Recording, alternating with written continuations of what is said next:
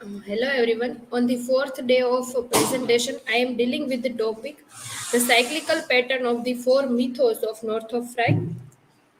This is my personal information. This is roadmap of presentation. First, I will deal with introduction and then about author, then mythos of archetypal imagery, then structure of mythos. There are four structure: spring, summer, autumn, and winter, then answer by ChatGPT, and then conclusion and work citation. So first introduction. Mythos is the Greek word. It means a story or plot. Frye divided stories into four categories or parts of the cycle of mythoi: comedy, the mythos of spring; romance, the mythos of summer; tragedy, the mythos of autumn; and irony or satire, the mythos of winter. The third essay, an archetypal criticism, a theory of myths, is divided to myths, or as Frye says, mythoi, to remind you especially of Aristotle's first element, mythos or plot. This essay traces out four easily typical uh, opposing myths: tragic and comical, romantic and ironic, which, when Frye is finished, may have exhausted the interposition plot of literature. The structure when of this essay is also the most elaborate in and the books. Then about author, Herman Northrop Frye was born in 14 July 1912 at Sherbrooke, Canada, and died in 23rd January 1991, Toronto. He was a Canadian educator and literary critic who wrote much on Canadian literature and culture and became best known as one of the most important literary theorists of the 20th century. He is famous for his masterpiece, Anatomy of Criticism, four essays. These four essays are titled Historical Criticism, Theory of Modes; Ethical Criticism, Theory of Symbols; Archetypal Criticism, Theory of Myths; and Rhetoric Criticism, the Theory of Genres. His notable works are Anatomy of Criticism, four essays, and Fearful Symmetry, a study of William Blake. Then the mythos of archetypal imagery. Frye's major concern here is to make explicit the structures of archetypal imagery from the perspective of mythos. Within the several cycles, Frye observed four main phases: the seasons of the year, spring, summer, fall or autumn, and winter; periods of the day, morning, noon, evening, and night; aspects of the water, rains, fountains, rivers, sea, and snow; the periods of life, youth, maturity, old age, and death. These all are stand as the archetype in literature. Uh, the fourfold division has important consequences for the subsequent structure of Frye's argument. Semantically, the cyclical paradigm is located within the order of nature, whereas the dialectical one moves from the order of nature toward or into the higher apocalyptic realm. The existence of this broad cyclical and dialectical movement within mythos lead Frye to conclude that there are narrative categories of literature broader than or logically prior to the ordinary literary genres.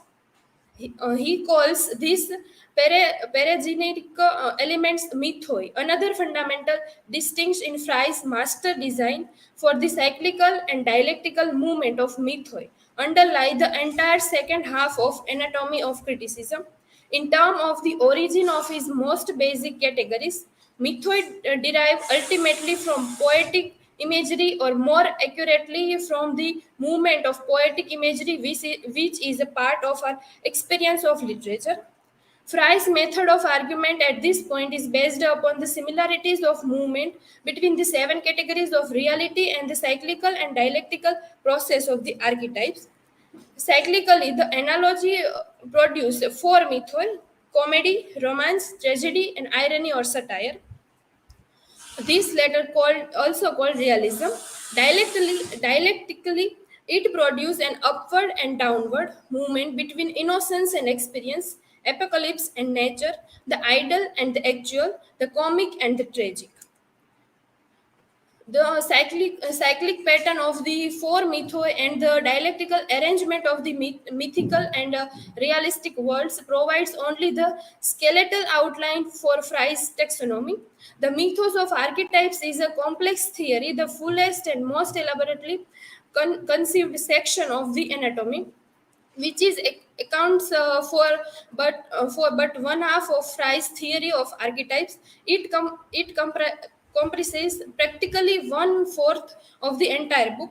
The elaborateness of its design result chiefly from the theory of phases, the word referring in this text to the variety of literary structure which can be isolated in any one mythos. Fry is able to discover six phases for each of the pre-generic mythoi. This yield, of course, 24 separate structure. The argument is made more complex, however, by the fact that adjacent mythoi tend to merge. And Fry, in his Anatomy of Criticism, said that if we think of our experience of this mythoi, we shall realize that they form two opposite pairs, tragedy and comedy, contrast rather than blend, and so do romance and irony, the champions respectively of the idols and actual. On the other hand, comedy blends insensibly into satire at one extreme and into romance at the other. Romance may be comic or tragic. Tragic extends from high romance to bitter and ironic realism. To this should be added the fourth possible relation, namely that irony merged insembly into tragedy and comedy. The procedure used to define each of the mythoi, comedy, romance, tragedy, and irony or satire, follows a similar pattern throughout and derives from Frye's attempt to answer three questions. If we answer these three questions, we can understand the genre or literature. First is what is the structure of each mythos. Second is what are the typical characters of each. Then what are the six phases within each category. And for this, Fry said that in drama, characterization depends on function. What a character is follows from what he has to do in the play. Dramatic function, in its turn, depend on the structure of the play. The character has certain things to do because the play has such and such a shape. The structure of the play, in its turn, depend on the category of the play. If it is a comedy, its structure will require a comic resolution and a prevailing comic mood.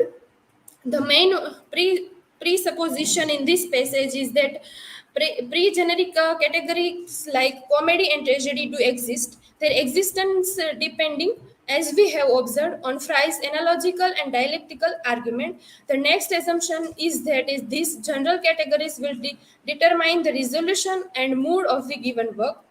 Together, these constitute its structure, which is the central concept Frye uses to discuss the typical form of each mythos.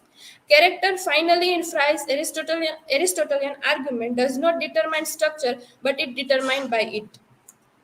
So, structure of mythos. Mythos is divided in four structure: spring, autumn, winter, and summer. The analysis of the archetypal structure of the mythos is based on two of the four typical patterns that Fry isolated.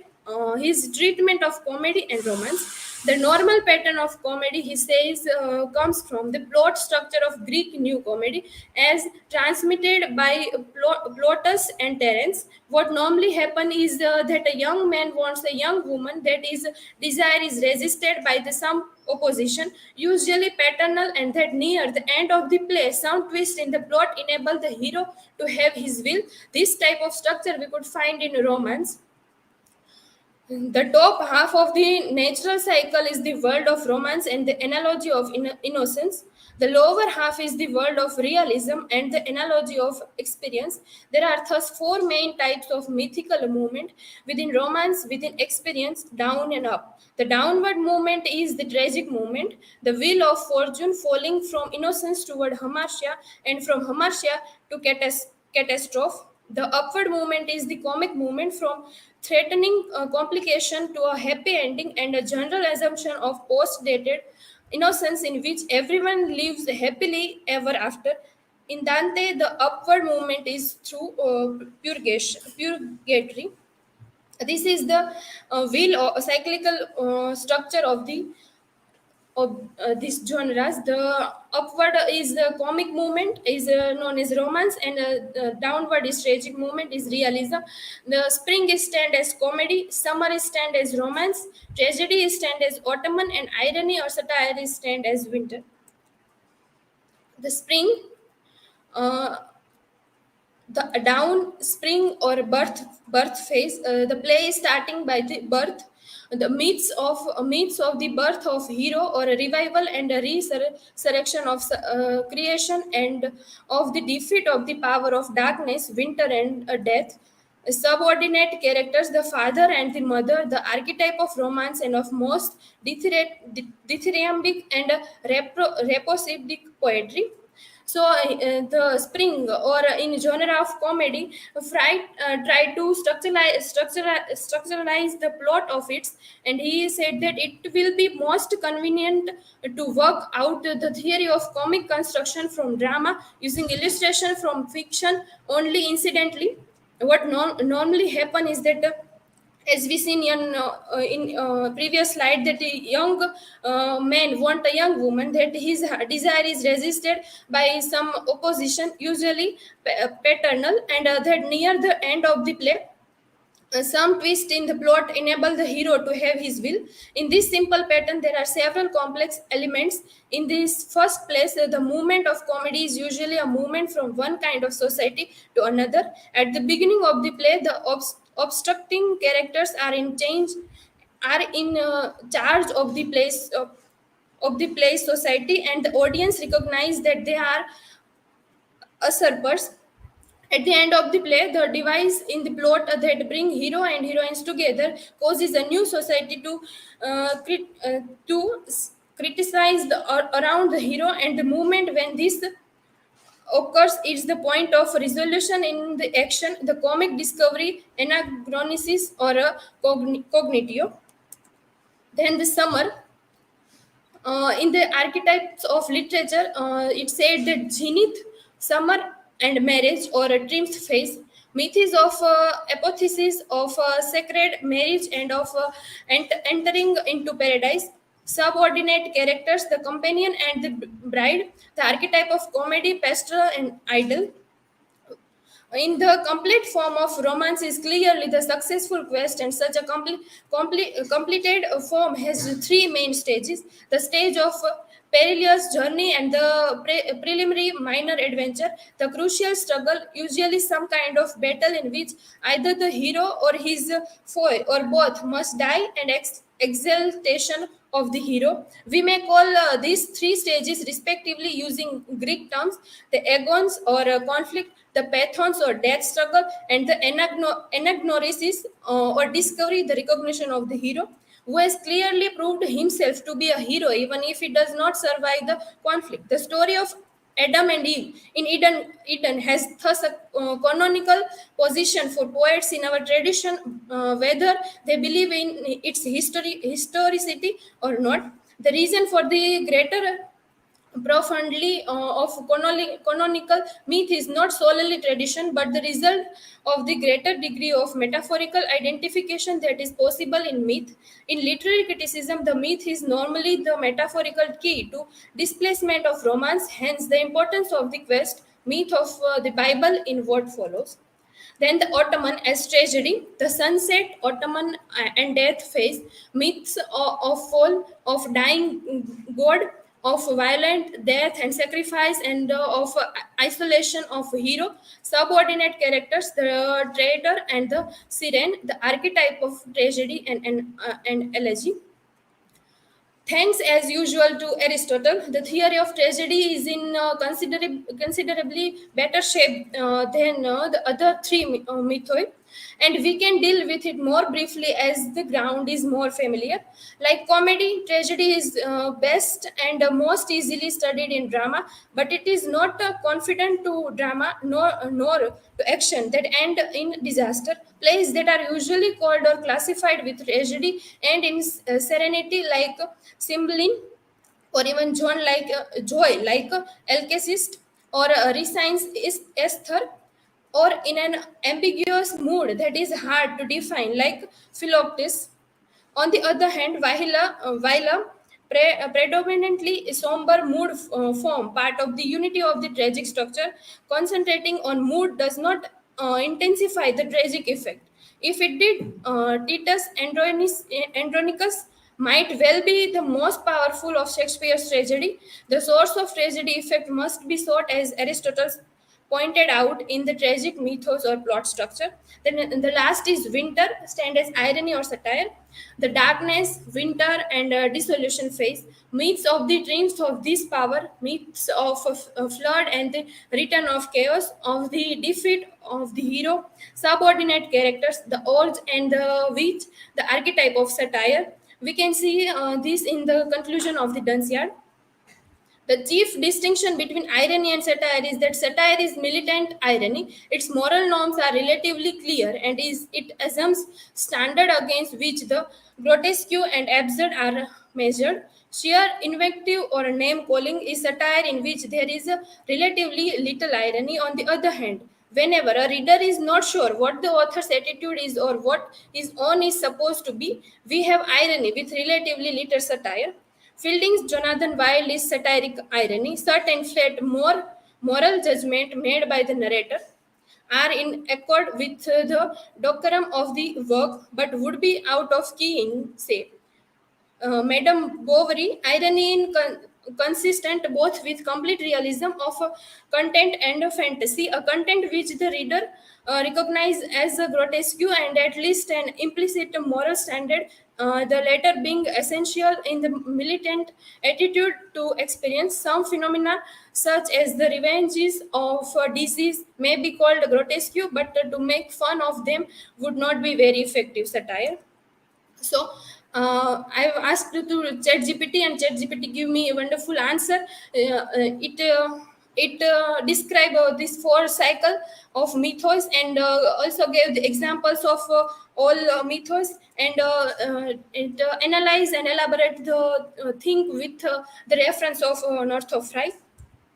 So, in conclusion, literature is viewed as emerging out of core of myth and as a system based on recurrent pattern. These parameters were also reflected in other contemporary movements such as structuralism and Jungian concept of the collective unconsciousness. Frye argued that literature drew upon genres such as romance, tragedy, irony or satire, and comedy. These are work citation. Thank you.